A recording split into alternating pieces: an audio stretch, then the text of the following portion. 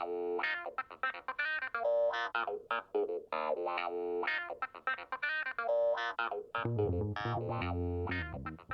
everyone, welcome to this week's episode of Lever Time. I'm your host, David Sirota. On today's show, we're going to be talking about everything that has been unfolding in Israel since Hamas's horrific attack against Israeli citizens this past Saturday, and now the Israeli government's violent response to those attacks. Today I'm going to be speaking with foreign policy experts Matt Duss and Daniel Bessner, both of whom have been advisors to Bernie Sanders, about everything that has transpired and where we can go from here. For our paid subscribers, we're also always dropping bonus episodes into our Lever Premium podcast feed. This past Monday, we published our interview with Mikhail Goyel about his new book, Live to See the Day, Coming of Age in American Poverty. It chronicles the lives of three teenagers growing up in one of Philadelphia's poorest neighborhoods. And coming up next week is my interview with Allison Fisher from Media Matters about Rupert Murdoch's lasting impact on the issue of climate change, specifically the spreading of misinformation and climate denialism narratives through the use of his hundreds of local, national, and international media outlets around the globe. If you want access to our premium content, head over to levernews.com and click the subscribe button in the top right to become a supporting subscriber. That gives you access to the Lever Premium podcast feed, exclusive live events, even more in-depth reporting, and you'll be directly supporting the investigative journalism that we do here at The Lever. So let's get into the Israel-Palestine issue. I want to start with an admission. I don't personally enjoy talking about this issue, and I certainly don't like the culture of hot takes that surrounds this entire issue. I don't like it because it's painful for me and my family as Jews. There, yes, I said it. Yes, me and my family are Jewish. For those of you who followed my work over the last 25 years, you'll notice that I almost never write or talk publicly about my religion or Israel. That's because my Judaism is my personal internal creed and not some part of a public brand or a persona. But in light of all the bloodshed in Israel and Palestine over the last few days, I'm going to break that tradition. If you sense that I have a lot of angst over all this, you're right. In a world where we're not really allowed to admit our vulnerabilities, I'm going to be vulnerable here by admitting that, yes, this issue is deeply difficult and painful for me. So I'm asking you to actually try to hear what I'm saying. You don't have to agree with all of it, but I'm asking you to really listen and accept this as something from a person genuinely struggling with how to process all of this. So my family has experienced its share of anti-Semitism, including our ancestors who fled the horrors of Eastern Europe in the early 20th century. That's a familiar heritage to American Jews. My family has experienced anti-Semitism in the here and now. As a radio host and journalist, for example, I get periodic anti-Semitic hate mail and threats. I'm not a victim, but that's just a reality. When I was on radio here in Denver, as another example, every day of those 5 years on the air, I walked by a photo of one of the previous hosts named Alan Berg, who was literally gunned down by Nazis in this city.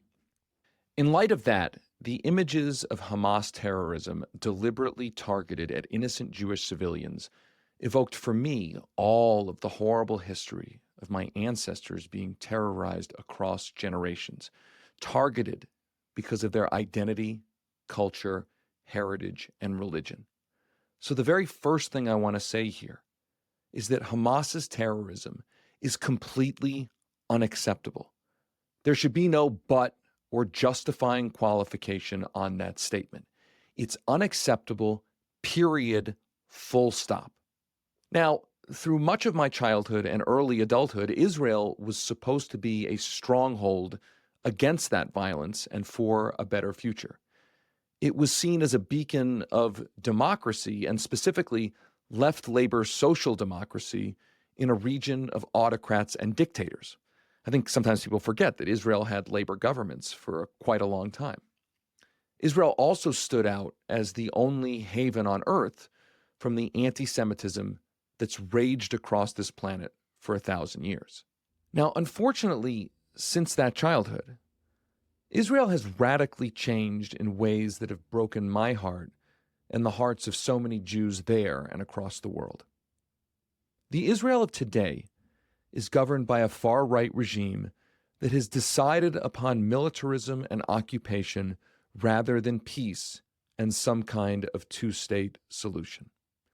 And that far-right vision has all too often been normalized by an American media and political establishment.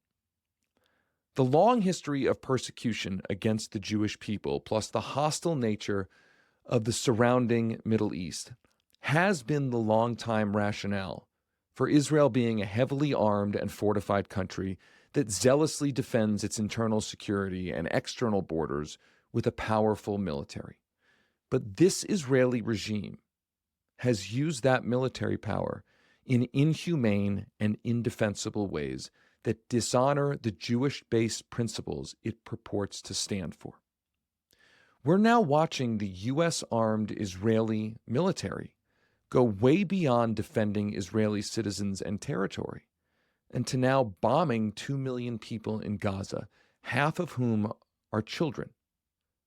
This country, Israel, formed in direct response to the violence of the Holocaust, is now basically committing war crimes. And that's totally unacceptable. And nobody should be silent as that happens, just as nobody should be silent as Hamas terrorists killed innocent Israelis. The murder of Palestinian civilians is just as unacceptable as the murder of Jewish civilians. And yet somehow, that basic statement of universal values is now considered outrageous or taboo in a political discourse that has been deliberately manipulated and polarized into yet another "you're with us or against us" binary. I reject that binary. I reject it because it's fundamentally manipulative. Partisans on both sides want us all polarized rather than unified in defense of all human lives and the right of both Israelis and Palestinians to live in peace and security. At this really, really dark moment, I have a few requests of you. I want you to listen to all of them. Don't stop listening just because one or another thing that I say might make you feel uncomfortable. And let me be clear, the following points are not in any order of importance. Okay, first request. Acknowledge that anti-Semitism is real in parts of both the right and left, and try to combat it where you can. Right-wing anti-Semitism is obvious. It's white supremacy and Nazism. You know it when you see it. Anti-Semitism, where it exists on the left, is different. It can be cloaked in the language of social justice. But try to understand that when left-affiliated groups effectively celebrate this week's Hamas attacks, or imply that all Jews support the actions of the state of Israel, which is an old anti-Semitic trope, that is painful and destructive.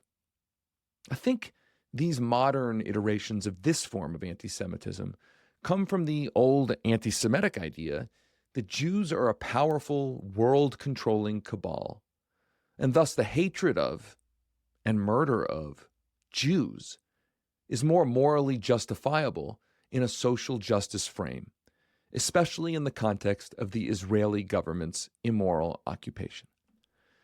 But here's the thing.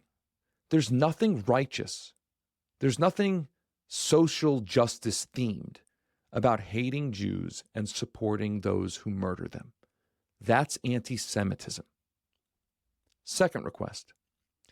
Please acknowledge that the Israeli government is run by right-wing extremists whose occupation is inhumane. The Netanyahu government's actions in Gaza right now might not be called terrorism by the media and other world leaders, but it is obviously inhumane and likely war crimes. Those who mindlessly cheer on Netanyahu are sowing the kind of xenophobia and Islamophobia that should have no place in this world. And sorry, if you're Jewish and you're listening to this and ready to accuse me of somehow being disloyal or a self-hating Jew by saying these obvious truths, that Jedi mind trick, it doesn't work on me. Take that bullshit somewhere else. Third request.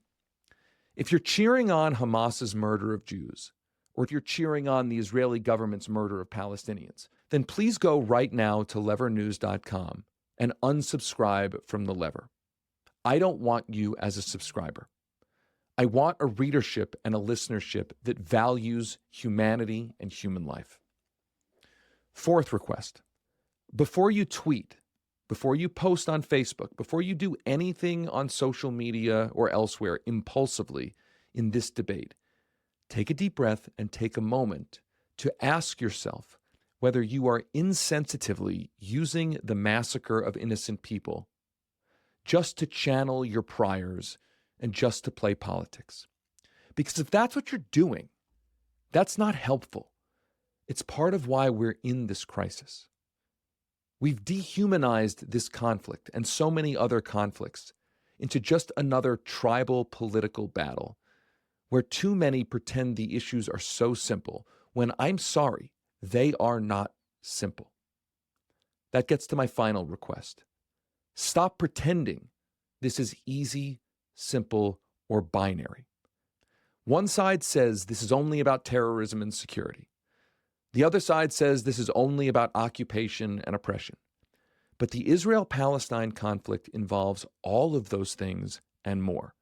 Occupation, oppression, militarism, identity, culture, religion, political ideology, security, anti-Semitism, Islamophobia, and more. In a society that always wants things reduced to simplicity, this is incredibly complex. If we're ever going to forge a real solution here, it is going to require us all to grow the fuck up, appreciate that complexity, and then behave not just like adults, but like human beings. I know that's asking for a lot. Neither Hamas nor many Israeli government leaders are acting with any humanity at all. But we all have to start thinking like human beings and take time to really try to understand what's actually going on and feel the pain, horror, and anguish on both sides of this disaster. Now, that's not the old both sides trope we've all gotten used to in American politics. It's not an attempt at false equivalency. There are very real villains in this conflict, and there is no justification for the atrocities that we've seen. What we need to internalize is that there are victims on all sides of this crisis. The people being killed and injured are all human beings. They are referred to in the media as Israelis and Palestinians, but they are all people like you and me. In this dark hour, we need to recommit ourselves to tuning out all the propaganda trying to further dehumanize this conflict. We need to really try to unpack the roots of what's going on. So let's review the latest.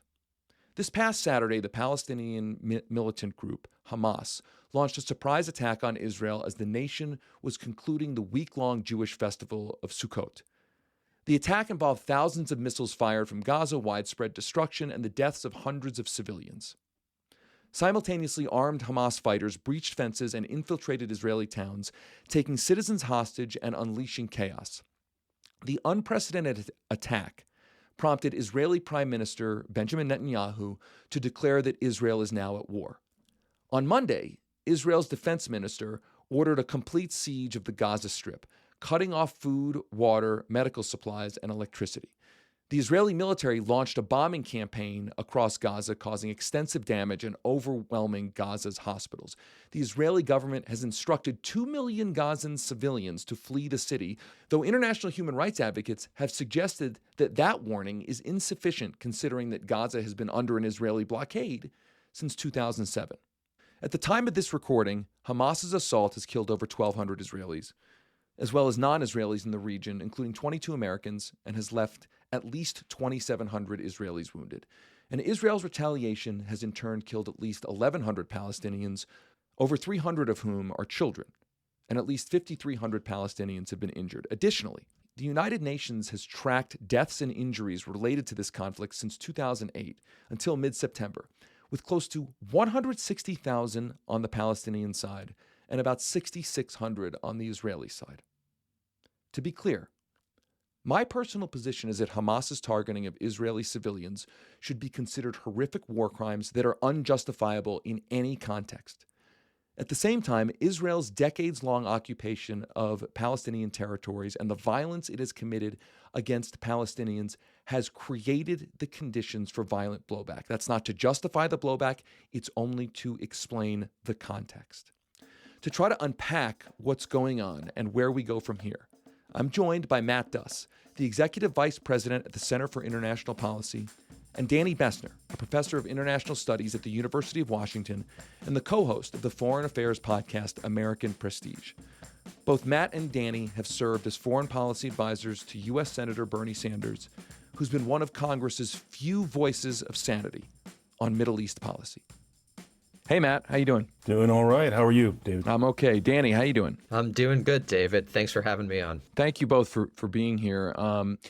A lot of reactions that we've seen to the events unfolding in Israel and Gaza are often kind of off-the-hip hot takes from people who don't necessarily seem to understand the historical context of these events. So I want to start by asking just, an open-ended question, but what your response to Hamas's attack this past Saturday has been, what thoughts you think may be missing from the conversation when it comes to either the Hamas attack or the Israeli incursion into Gaza. We'll start with you, Matt. I mean, what's your reaction? What do you think's been missing from the conversation? Sure. I mean, well, my own reaction, as I've said elsewhere and in the statement the Center for International Policy put out, is revulsion, condemnation. I think anyone who values human life, human decency, has to be horrified by what we've seen there, what we're still finding out by these attacks. That's the first thing, and that is, I think, important. I think saying that is the way into the deeper discussion that I do think we have to have about the context here, about the history of this conflict, about the situation on the ground today, which is one of occupation and blockade. That is all very important. But I think the first reaction is just clearly revulsion and shock. Yeah, I just have to echo precisely what Matt said. It was absolutely terrible. It was revolting, and very tragically, I learned very soon after that I had a personal connection. One of my former students, a man named Chaim Katzman, who was a peace activist, was murdered in the first wave of attacks. So it hit home very early on, and I learned the next day that a childhood friend was also murdered in the first attack. So it was a revolting and terrible thing to witness. And in the United States, one of the privileges of living in the empire is you don't often have that personal connection to something like this. And just having that personal connection really struck home how terrible it was. But beyond that, taking off my personal hat and putting on my more analytical or historian hat, I just have to echo precisely what Matt says. To understand the horrors, you need to understand the longer term history going back a century to appreciate why something terrible like this happened. And we can't allow our particular moral revulsion at the instance to blind us from the larger context that Matt referenced. Before we get into that history, let's just bring everyone up to speed, at least as of the time we're recording this, of what's transpired since the attack. As of Monday, the Israeli defense minister has ordered what he's called a complete siege of Gaza, cutting off food and electricity and now bombing parts of the city. Israel calling this its 9/11. I think it's been kind of horrifying to see the response to 9/11 somehow now remembered as a good response, a productive response, a constructive response. I guess, were either of you surprised by Israel's response to this? And in asking that question, I want to ask, I presume that the Israeli government didn't think twice about this being the response? Should there have been a different response? It was a predictable response to a certain degree, given the far-right nature of the Israeli government and also the securitized nature of Israeli society and frankly, the militarized nature. It's a nation that prides itself on its military. It's a nation that prides itself on having secure borders. So this is a real humiliation militarily to Israel. And that, coupled with Netanyahu's domestic weakness in light of recent protest events, and also the fact that, as far as I'm aware, his geostrategy was to focus primarily on the West Bank, which turned out to be obviously a failure from the Israeli perspective, makes this response predictable. Moreover, the fact that from everything that I've read, most politicians in the North Atlantic world and in Europe and the United States have made clear that at this moment, at least, and things might change, Netanyahu and the government and the new unity government, one might say, might add, does have basically free rein to respond how it wants. And so I think this has been a tragedy decades in the making on all sides, and it was a fairly predictable response. Yeah, I'm going to say a couple of things there. I mean, I think the response, I think certainly the fact that it is an extremely right-wing government, we could potentially, I mean, this is a government that has been supporting, essentially militia violence against Palestinians in the West Bank. In some ways, I think you would see a very similar response from any government in Israel in response to an attack like this. But interestingly, I think Danny referenced this as well, precisely because it was such a right-wing pro-settlement government. You had forces that had been sent from, who might have been protecting the Gaza fence line to protect settlers in the West Bank. Others in the Israeli security system have suggested this, and that is part of what led to this being such a tragically successful attack on the part of Hamas, because you had so many forces that had been redeployed to the West Bank precisely to carry out the wishes of the settler extremists who now make up this government. And with regard to the U.S. response and the kind of allied response, Joe Biden is someone whose view of the U.S.'s relationship is characterized as no daylight.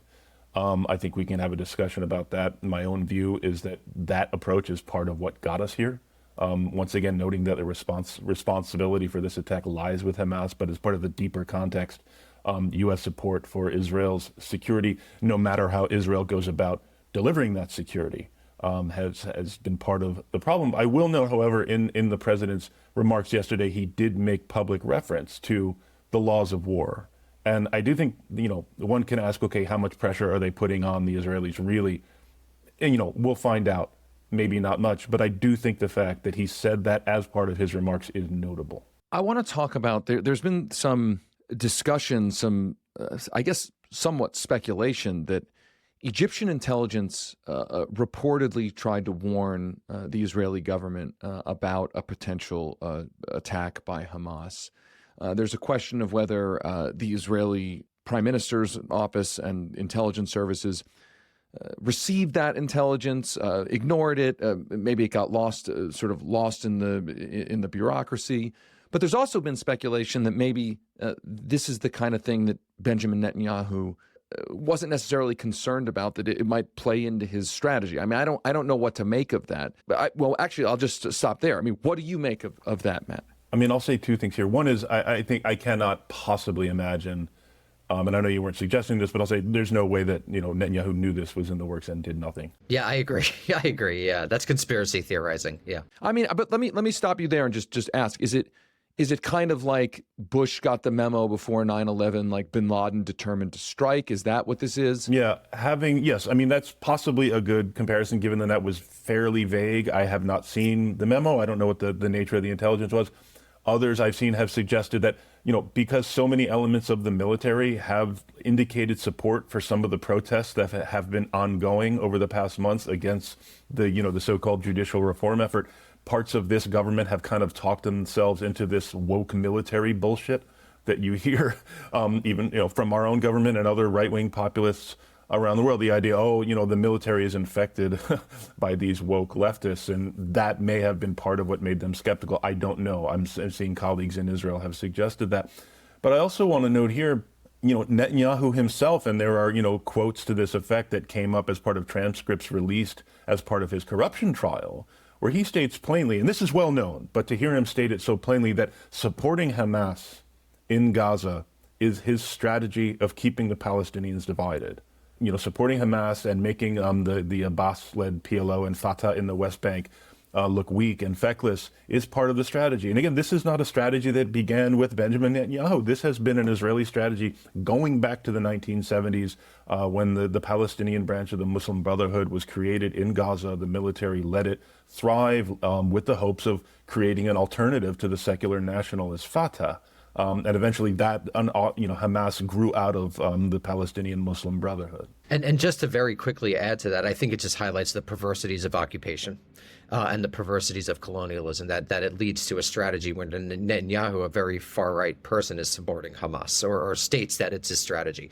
And that allows it to a larger discussion of the structures that enable something like this to happen, the decades-long structures like Matt was referring to. Basically, once labor lost and Likud became the de facto government of Israel, beginning with Begin in the late 1970s, this is something that's been going on for decades at this point. Yeah, I mean, the quote from Netanyahu, again, a quote, this is his quote, 2019. Anyone who wants to thwart the establishment of a Palestinian state has to support bolstering Hamas and transferring money to Hamas.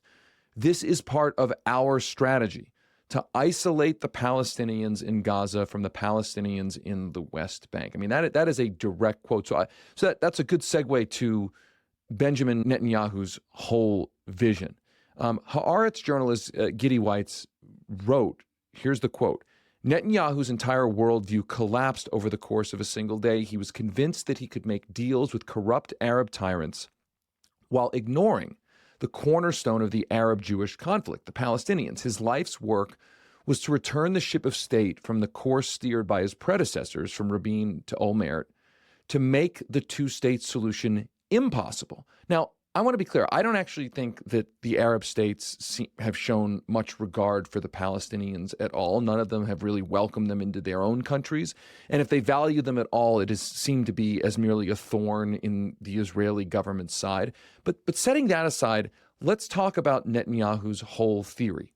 We'll start with Danny. Is there really a way for Israel to create a lasting peace with its neighbors without the country simultaneously or even first making peace with the Palestinians and ending the occupation? I think it's very difficult, and I think this is what that event makes very clear. Netanyahu effectively wanted Israel to be considered a normal nation within the larger regional geopolitics of the Middle East, effectively aligned with the United States and its allies. And you saw this with recent discussions about normalization. There's already is de facto normalization between Israel and Saudi Arabia, but making it official. And that was the strategy. And I think when you talk to Israelis, particularly when you compare it to the 1990s or the 2000s, the era in which I became politicized, when there was a lot of discussion about Israel-Palestine and the potential for a two-state solution.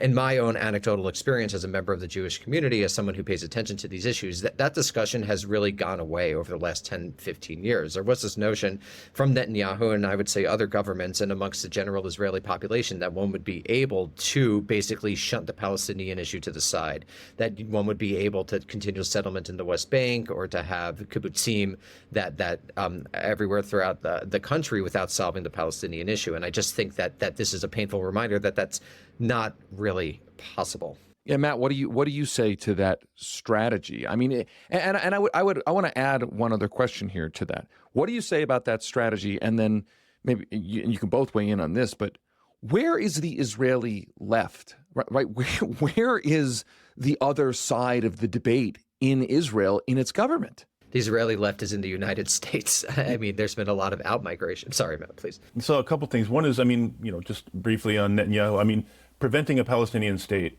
has essentially been one of the guiding missions of Netanyahu's entire political career. You go back to early books he's written, the way he's talked about it. He's part of a strain of Israeli politics that just simply does not recognize the Palestinians as having any legitimate claim on the land. And he's made some very pragmatic / cynical head fakes in the direction of Palestinian sovereignty. The famous, I think it was 2008 Bar Ilan speech that he gave, where he kind of nominally gave support to a two-state solution, but then if you look what he was actually doing it on the ground, he was doing precisely the opposite, as he always done, which is taking steps to physically foreclose the possibility of an economically viable Palestinian state. So, and again, his theory was always like, we will be strong, we will make peace with the neighbors, and they will just deal with the reality. We will create the facts on the ground, and others will just have to come around to it. And this is the logic of the Abraham Accords, which is not just are we going to repress and control and imprison the Palestinians, we will make deals with regimes that are suppressing and controlling and imprisoning their own population. And that is the logic of the Abraham Accords. That is Netanyahu's theory. And unfortunately, it has also been the theory of the Biden administration, which, when they came into office, their position was kind of, well, we're going to see if we can build on these accords. And then after a few months, really pivoted to just a full embrace of the accords as a basis for the kind of regional order, a continually U.S. dominated regional order, because, their priority has been strategic competition with China. And they decided that building on these accords, and especially this U.S.-Saudi defense pact, which is what this really is, I want to stress that, the Saudi-Israeli piece of this is kind of a nice candy coating to help the U.S.-Saudi defense pact go down easy. And the goal here is to try to box China out of the region. And again, I have to note that strategy tragically just blew up over the weekend. So, it's basically Netanyahu's vision. His theory is that Israel can be a Jewish, more democratic, although its democratic institutions are under assault, but a Jewish, more democratic version of one of the Arab autocracies. Yeah, I think that's the irony. A lot of us have, I support Israel being accepted in the region. It is a part of the region. I think many of us had hoped that it would be accepted as a democracy and not just yet another repressive regime, which is, what Netanyahu has in mind. I would just describe it as a post-Holocaust ethno-nationalism that emerges from the tragedy of European anti-Semitism. And it's very informed by, of course, Netanyahu and his father, who was a scholar of the Spanish Inquisition, this idea that the Jews need an ethno-national state. And that's the foundational, the ontological position through which Netanyahu and many others of his generation and after move through the world. And you need to understand that in order to understand his policy. It's his policy of fear. It's his policy that emerges from trauma and tragedy that, of course, results in its own traumas and tragedies and the ironies of history. I have been hearing about that growing up outside of Philadelphia as a Jewish person for decades. Benjamin Netanyahu grew up in my town. People it was my parents' generation, but my parents' friends knew and went to school with him. And the only point in saying that is that I think if you can't appreciate, and I'm not saying to necessarily venerate it, but if you can't appreciate that underlying sense of trauma and that the ideology that it brought into much of the Jewish community, it's hard to understand Benjamin Netanyahu. And I want to be clear. I think Benjamin Netanyahu has been an entirely destructive force in the region. I basically don't agree with him on anything. But the point is you have to understand that to understand what's going on. So I want to turn to the question of Hamas. So we've talked a little bit about Israel. We'll go back to Israel in a second. Let's talk about Hamas's connections to Iran. Is Hamas basically a proxy for the Iranian regime? And if they are, should the actions of Hamas be seen as an act of war against Israel by Iran? Hamas is a part of Palestinian politics. It's not a movement I like or support. I find their views reprehensible. Obviously, I find their actions reprehensible. This is, a right-wing, very politically conservative, religious, fundamentalist militant group. They have a relationship with Hamas, with Iran, going back, I believe, to the 90s, that has ebbed and flowed. There was a break when the Hamas leadership, which had been based in Syria, broke with Assad over Assad's brutal suppression of the revolution in Syria, and that that kind of chilled relations between Iran and Hamas. At that time, Iran kind of started to build relations with Palestinian Islamic Jihad, which is another extremist organization in Gaza. So, again, these words, proxies, Hamas has independence. Do they take guidance? It has agency. Agency, yeah. Exactly. Do they get resources? Do they engage with and talk to Iran? I think certainly. but they are not simply a pawn of Iran, despite, I think, the efforts of some to present it that way in order to gin up a war with Iran that they've wanted for years. Okay, so Danny, I want to pivot to a question that's about this, which is, knowing what Matt just said, do you believe an entity like Hamas, with popular support among the Palestinian people, do you believe an entity like Hamas can ever be a legitimate negotiating partner in any kind of a peace deal, not just a ceasefire, but a long-lasting peace deal or a so-called two-state solution? So I think there's a philosophical element and a practical element. Philosophically, of course, Sinn Féin. I mean, there are other moments when radical groups are able to deal with the politics, with mainstream, or to become mainstreamified. Like, philosophically, that is something that is theoretically possible. I think given the current material realities of the Israel-Gaza relationship in the history of the past 4 decades, I think it's almost impossible that is likely. I mean, everything that has happened in Gaza has pointed away from normalization. The Israeli government has really shown no real interest, or at least the far-right elements of Israeli politics, when they have ruled, have shown no real interest in reaching an agreement.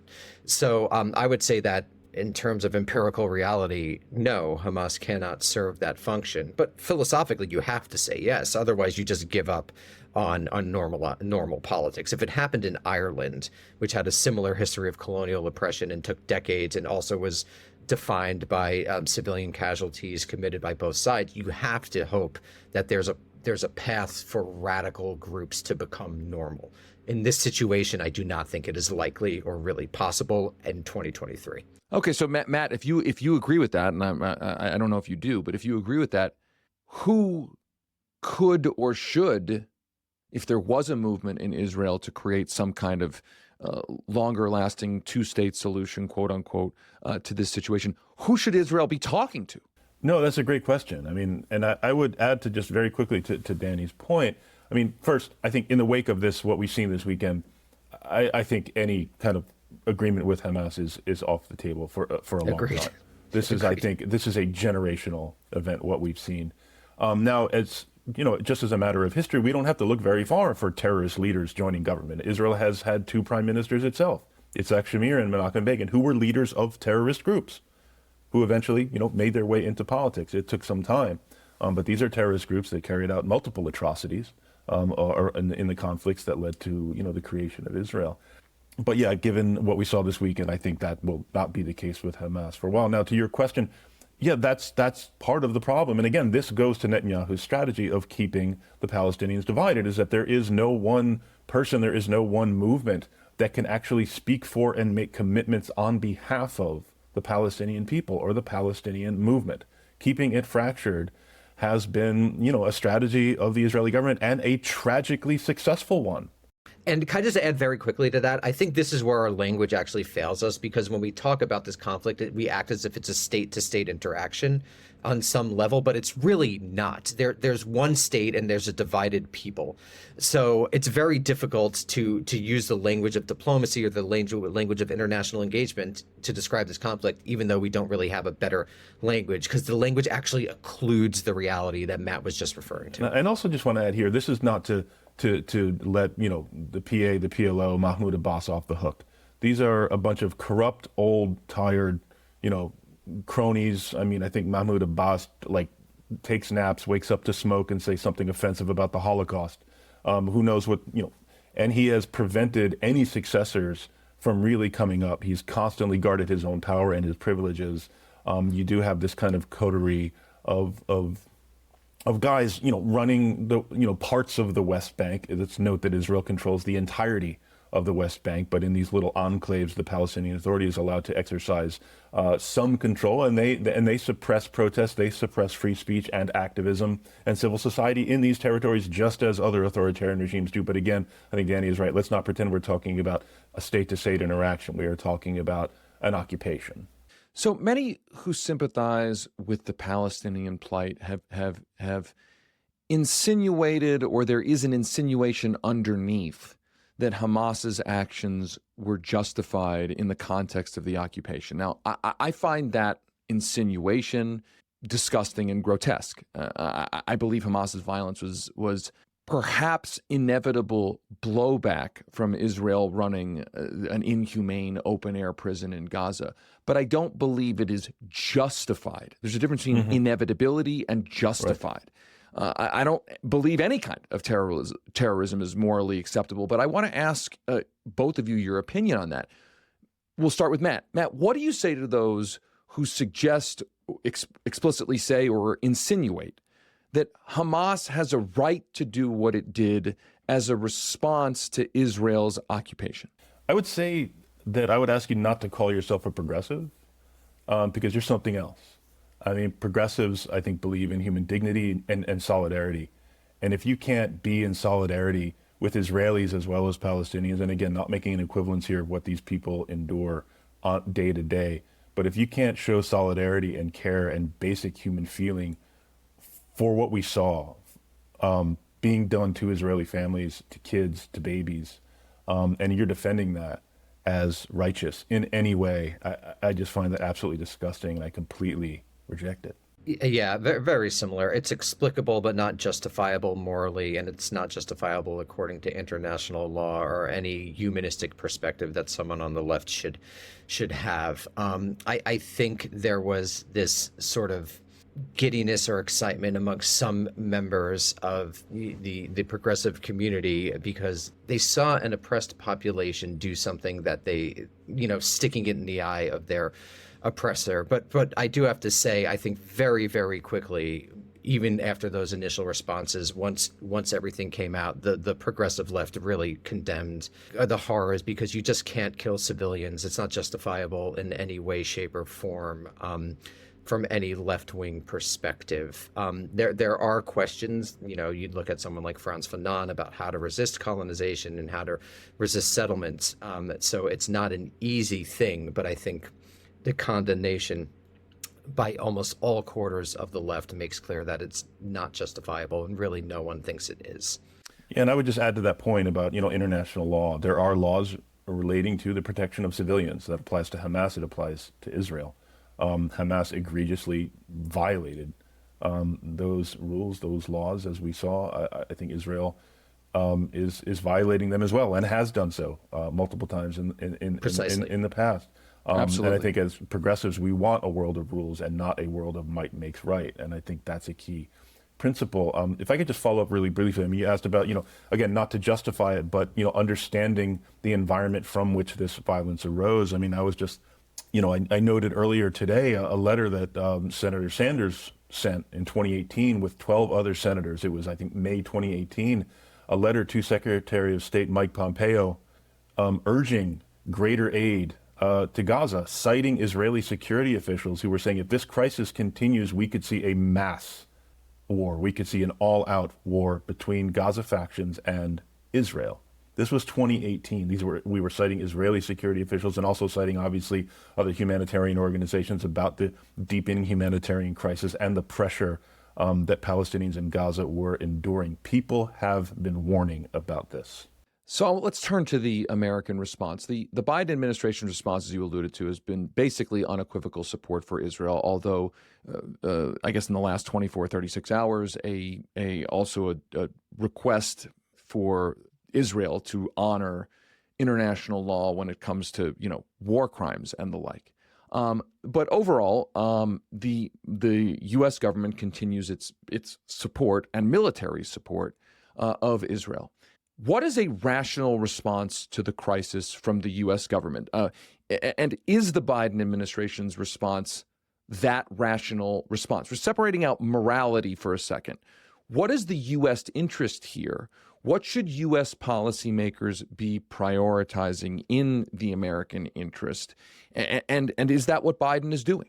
Well, I think the perceived U.S. interest is that the United States needs to remain regionally hegemonic in the Middle East for a variety of reasons. The famous one being oil, and particularly oil resources that go to Europe, but also geostrategically. This is a region of incredible geostrategic importance in the context of the grand strategy of primacy. It's a region that's situated in the middle of things. It provides a lot of pathways to various countries. And I think that's basically what's going on. The United States, the de facto position is that the United States should be the world leader or world empire or world hegemon or the primacist nation. And given that, it makes sense for the United States to be involved heavily in the region. As Matt knows, and David, you might know, I disagree with that ontological position. I think it is materially not realistic. When the United States made the choice to become the prime power in the world during World War II, it was very, very powerful. It was responsible for half of world's exports, and that's a situation where you could genuinely dominate the world. I don't think that's the world we live in any longer. So I think materially, it's kind of a fantasy at this point. But also ideologically, I don't think it's good for the United States or its society to run a global empire. It contributes to militarization domestically. We see that very much in the police. We see that in the rise of hyper partisanship. We see that in the distrust that Americans have for one another. So I think it's also internally corrosive. So I don't think there's any real U.S. interest in remaining regionally hegemonic. And from there, you have to reassess the United States' relationship with Israel, which has not always been as close or as friendly as it was historically. In the past, in particular, Harry Truman and Richard Nixon have been more skeptical of the U.S.-Israel relationship. But for the past 30 or so years, it's basically been a blank check in the idea of no daylight between the nations. And I think that's, from an American perspective, I think it's time to reassess that strategic relationship. Just starting at that last point, I think, what I would like, and what I think a lot of progressives like, what Senator Sanders has talked about is, we need to kind of apply similar principles to our relationship with Israel that we want to see applied across the board.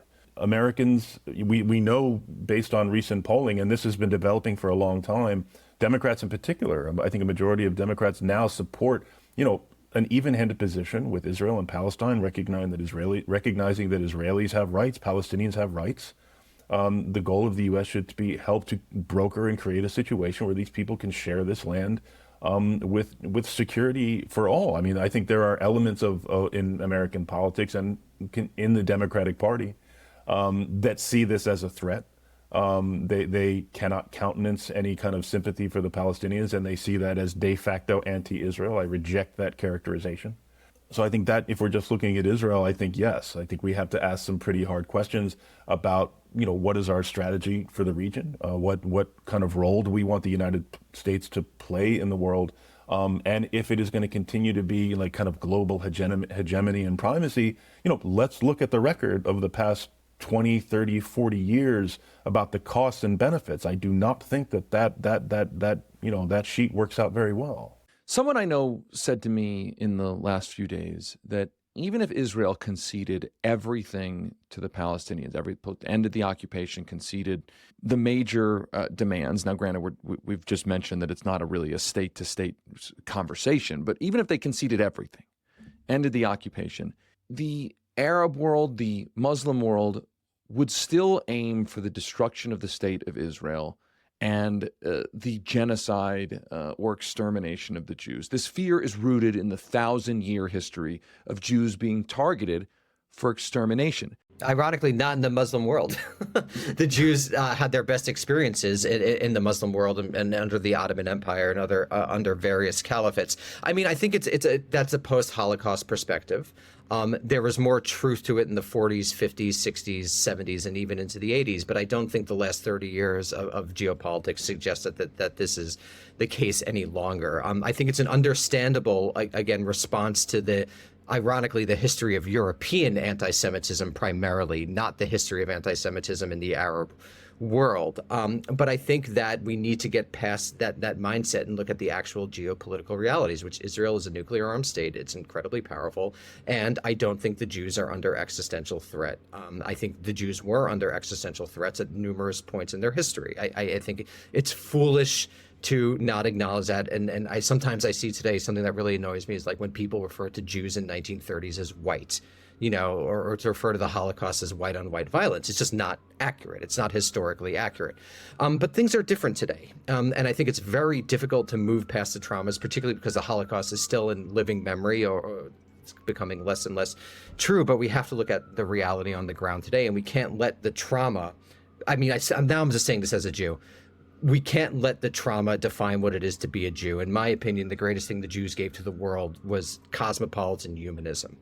And it's not necessarily other forms of identity. And we think we need to move past the tragedy, the what a great historian once called, I think Salah Baron, the lachrymose conception of U.S. history, of Jewish history, where it goes from tragedy to tragedy to tragedy. I don't think that's a historical reality, and I don't think it reflects the position of Jews in the world in 2023. Yeah, well, Matt, I want to build on that because what Danny said raises an interesting question.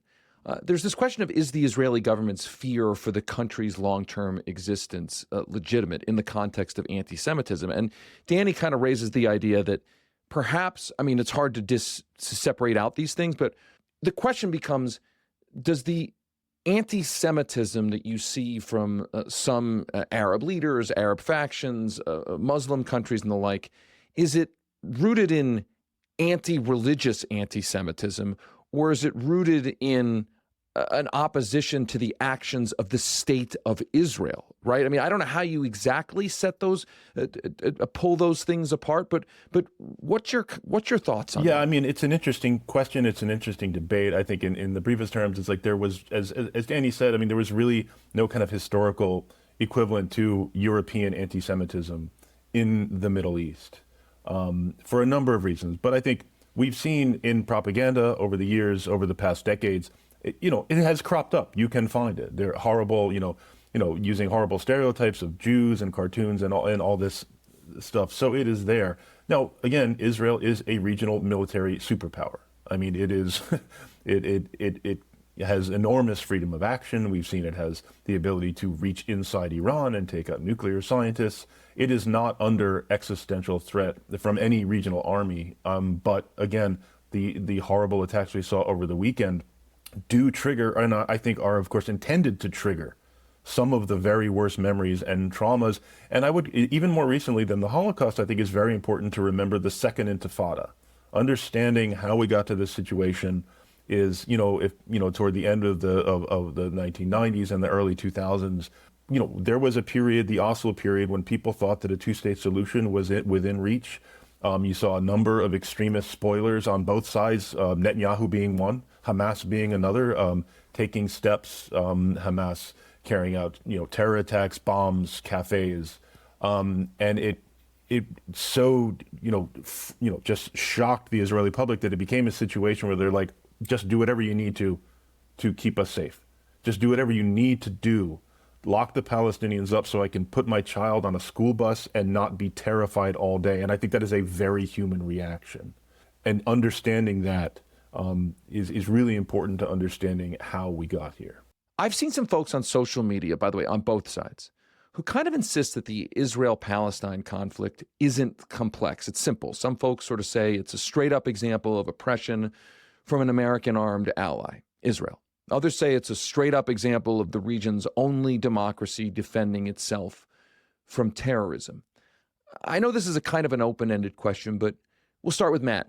What do you say to folks on both sides of these issues who insist it's so simple? I mean, is this so simple? Like, do those frames even work in the context of something like this? Well, and again, I'll punt and say in some ways it is, in some ways it isn't. I mean, but how I would say it is like, listen, I see you have two peoples, Jews and Palestinians, who have legitimate historical claims in this land. And they are not going anywhere. I mean, whatever you want to argue about in history, about who did what to whom and what came first, the bottom line is you have two peoples that are going to have to share this land. The question of in what situation, will it be a system of equality, or will it be a system of one people dominating another? As a progressive, I think it should be a situation of equality. Now, it's possible to create a system of equality in the context of two states. I think that has become increasingly difficult, perhaps impossible.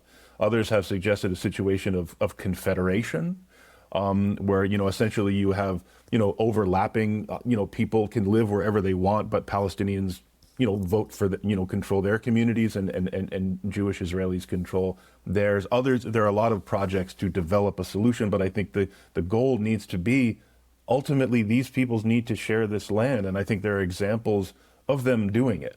Unfortunately, we have a situation right now that empowers the worst elements in both societies and amongst both peoples. Ultimately, I do think, you have a mass of people, Jews and Palestinians, who just want to carry on with their lives. They just want to be able to have a future for their kids, to live in safe communities. And I think that's possible. I refuse to believe it isn't. I would say, again, kind of like Matt, the actual history is incredibly complex. When you look into the actual agreements and the political coalitions and the various regional and international and local factors that go into shaping the historical reality of the Israel-Palestine relationship, it's incredibly complex. I think when people say that it's simple, they're referring to in effect structuring conditions, which is that there is a very powerful state, a state that some people would define as settler colonial and ethno-national, dominating a group of people that is kept in confined territories on one hand and is kept in a subordinate position within the domestic context in the other hand, and as many scholars have shown. So I think it's both. There is a moral clarity that could be had with, which is that civilians shouldn't be killed on either side, and there's the complex issue, which is this history of incredible negotiations and going back and forth, et cetera. So I'd say yes, and it's both. Let me ask this question. I want to go back to this question I sort of flicked out a little bit about an Israeli left. I asked the question, what happened to the Israeli left? Where is it? Why does it seem to not exist anymore? And I'm talking about when I grew up, there was the kind of the labor governments of Israel. Peace now, right? Peace now. These were not perfect, but let me ask I want to know where it is, and then I want to know, can there be a peace in the region without a real left of center pole in Israeli politics? Like if Israeli politics is just going to be like Netanyahu politics or whoever succeeds him, does that fundamentally, beyond everything else, preclude a real peace? Danny? So I've thought about this a lot because I grew up in a very liberal Zionist household, conservative movement all the way down. I think that there might be ineluctable tensions between liberalism and ethno-nationalism that go to basically the heart of the matter of the state of Israel, or really any state that defines itself according to an ethnos through rules like the right of return. Like I could go and become an Israeli citizen, but someone whose family was dispersed in the Nakba can't. So I think that's really what it goes to, is that this fundamental tension between liberal ideals of civil liberties and democracy and legal proceduralism on one hand, which is what like a Ben-Gurion might have wanted or early labor government might have wanted, and the structuring condition of an ethno-national state that is defined by literal blood ties or religious ties. So I think what we've seen over the last 30 years is the failure of the liberal Zionist project to transcend that internal tension and dialectic from a very large perspective. Now, having said that, labor Zionists really began to lose after the 73 war, and you lead to Begin. I believe he gets elected in 77.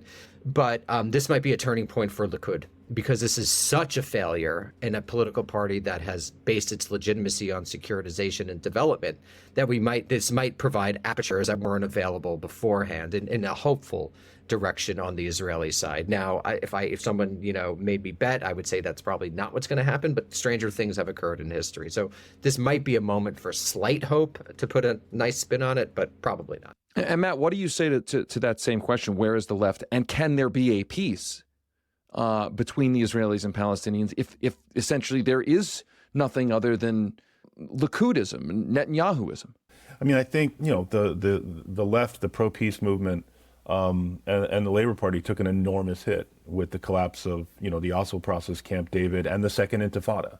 I mean, they had made a claim, as the Israeli public saw it. They had made a claim that we will sign these agreements, we will empower the Palestinian leadership. Now, one can criticize those deals, as people like Edward Said, I think, quite presciently did.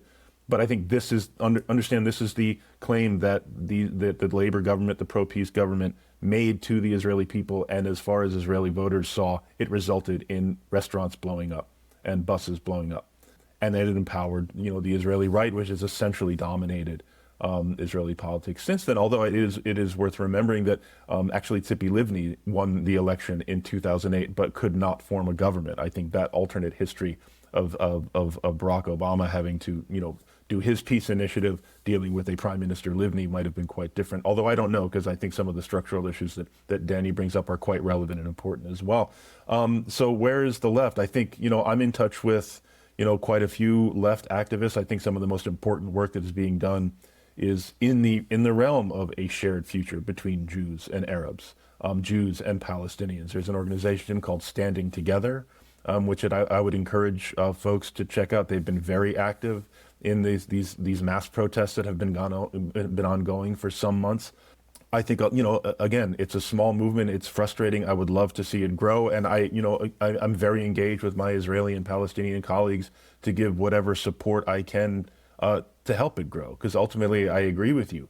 Building that movement and building a real constituency for a shared future is absolutely essential for a real and durable peace, not just in Israel-Palestine, but enabling, building those relationships with other activists and civil society throughout the region. Matt Duss is the Executive Vice President at the Center for International Policy, which you can find at internationalpolicy.org. Danny Bessner is currently an Associate Professor in International Studies at the University of Washington and the co-host of the Foreign Affairs podcast, American Prestige. I mentioned it at the top. Matt and Danny were both advisors to U.S. Senator Bernie Sanders. Matt was the real advisor. I played a small part in the campaign. Matt was the advisor. Well, it gives people a sense of sort of where you come from. We got three Bernie guys here is what we're just is what I'm trying to say. Exactly. Matt and Danny, thank you both. Thank you for having us. Thanks, Dave. That's it for today's show. As a reminder, our paid subscribers who get Levertime Premium, you get to hear next week's bonus episode. My interview with Allison Fisher from Media Matters about Rupert Murdoch's lasting impact on the issue of climate change, possibly one of the single most influential people in the spreading of climate misinformation and denial. To listen to Levertime Premium, just head over to levernews.com to become a supporting subscriber. When you do, you get access to all of the Lever's premium content, including our weekly newsletters and our live events. And that's all for just $8 a month or $70 for the year. One last favor. Please be sure to like, subscribe, and write a review for Levertime on your favorite podcast app. The app you are listening to right now, take 10 seconds and give us a positive review in that app. And make sure to check out all of the incredible reporting our team has been doing over at levernews.com. Until next time, I'm David Sirota. Rock the boat. The Levertime Podcast is a production of The Lever and the Lever Podcast Network. It's hosted by me, David Sirota. Our producer is Frank Capello, with help from Lever producer Jared Jacang Mayer.